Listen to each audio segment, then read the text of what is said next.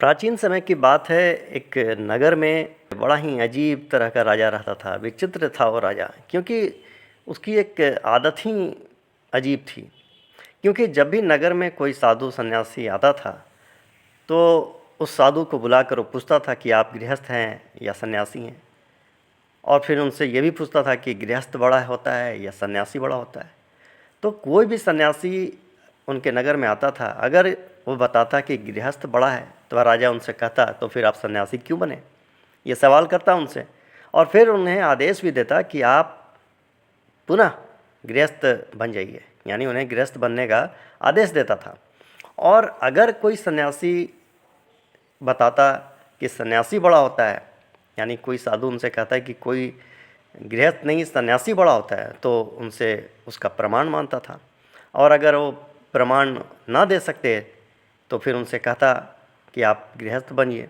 और इस तरह से वो जो भी उनके नगर में आता उनको तर्क वितर्क करके सन्यासी से गृहस्थ बना देता था। इसी बीच एक दिन नगर में एक बहुत बड़े सन्यासी आए।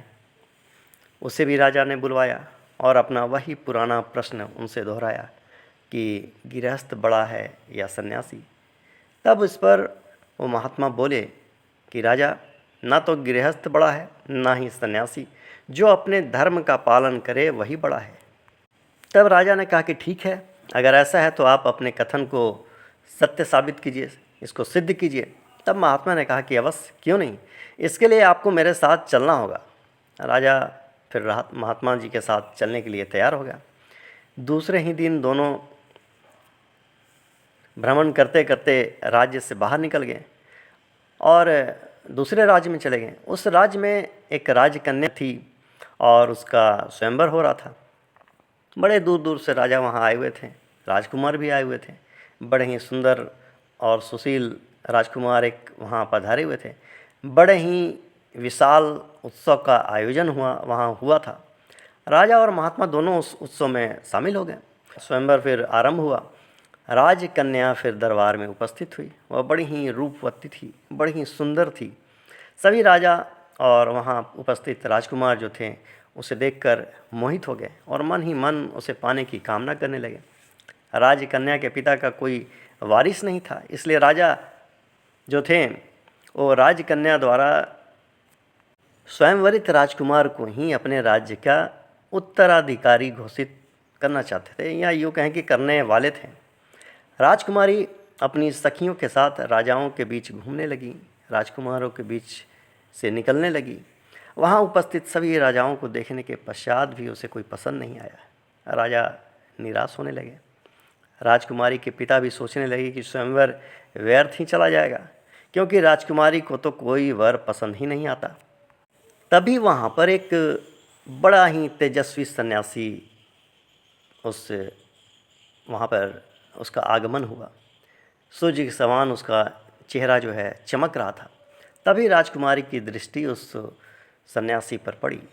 सन्यासी बड़ा ही मोहक था, युवा भी था और बड़ा ही तेजस्वी दिखता था। देखते ही राजकुमारी ने अपनी वरमाला उसके गले में जाकर पहना दी। अचानक हुए इस स्वागत से वह युवा सन्यासी बड़ा ही अचंभित हो गया। उसने तुरंत वस्तु स्थिति को समझा और तत्क्षण उस माला को अपने गले से निकालते हुए कहा कि हे देवी, क्या तुझे दिखता नहीं, मैं एक सन्यासी हूँ। मुझसे विवाह के बारे में सोचना तेरी भूल है, ऐसा नहीं हो सकता। तभी राजा ने सोचा कि लगता है यह कोई भिखारी है जो विवाह करने के डर से विवाह करने से डर रहा है।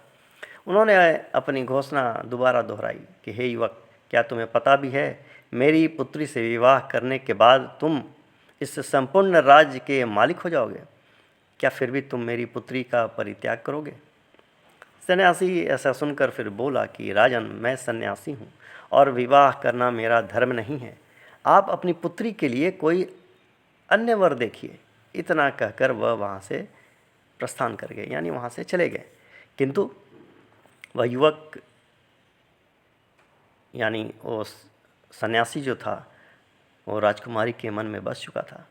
उसने भी प्रतिज्ञा की कि मैं विवाह करूंगी तो उसी से, अन्यथा अपने प्राण त्याग दूंगी। इतना कहकर वह भी उसके पीछे पीछे, यानी उस सन्यासी के पीछे पीछे चली गई।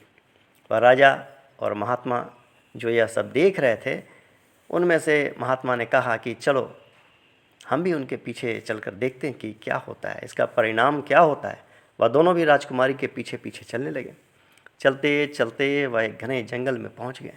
तभी वह युवा सन्यासी जो है कहीं अदृश्य हो गया और राजकुमारी अकेली रह गई। घने जंगल में किसी को ना देखकर राजकुमारी व्याकुल हो उठी। तभी यह राजा और महात्मा उसके पास पहुंच गए और उन्होंने राजकुमारी को समझाया कि यह दोनों उसे उसके पिता के पास छोड़ने के लिए ले जाने के लिए तैयार हैं। वह जंगल से बाहर निकले ही थे कि अचानक से अंधेरा हो गया। सर्दी की काली अंधियारी रात थी। भटकते भटकते यह तीनों एक गांव में पहुंच गए। यह गांव के चौपाल पर जाकर बैठ गए। बहुत सारे लोग वहां से गुजर रहे थे। किसी ने इन ठंड से ठिठुरते हुए मुसाफिरों को देखा तक नहीं, उसका हाल भी नहीं पूछा। तभी वहाँ से एक गाड़ीवान गुजर रहा था। वह अपनी पत्नी और बच्चों के साथ खेत से घर अपने वापस लौट रहा था। उसने देखा कि वह तीनों ठंड से ठिठुर रहे हैं। वह उनके पास गया और उनसे कहा कि महात्मा भटके हुए मुसाफिर बता दिया। गाड़ीवान उनके पास जाकर पूछा कि महात्मा क्या बात है। तब महात्मा ने कहा कि हम सब भटके हुए मुसाफिर हैं।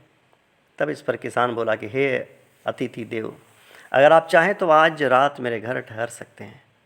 वह फिर उनको घर ले गया, भोजन कराया। उस दिन उनके घर में ज़्यादा अनाज नहीं था, इसलिए किसान और उनकी पत्नी ने अपने हिस्से का भोजन अतिथियों को ही करवा दिया और स्वयं भूखे ही सो गए। सुबह हुई। राजकन्या को उसके पिता के पास छोड़कर राजा और सन्यासी दोनों वापस अपने नगर को चल दिए। महात्मा ने राजा से कहा कि देखा राजा, राजकन्या और राज्य को छोड़ने वाला वह सन्यासी अपनी जगह बड़ा है और हमारे अतिथि सत्कार के लिए स्वयं भूखा सोने वाला वह गृहस्थ किसान अपनी जगह बड़ा है। एक तरफ सन्यासी ने राज वैभव और रमणी का तनिक भी मोह न करके अपने धर्म का पालन किया है, इसीलिए वह निश्चय ही महान है। दूसरी तरफ उन दंपति ने अपना व्यक्तिगत स्वार्थ न देखकर अतिथि सेवा को प्रधानता दी, इसलिए वह दोनों ही निश्चय ही महान हैं। इसलिए अपने अपने कर्म जो हमें ईश्वर ने दिया है करने को, उसे बड़े ही ईमानदारी के साथ करना चाहिए, यानी अपने धर्म का पालन ही करना श्रेष्ठ है। जय सिया राम।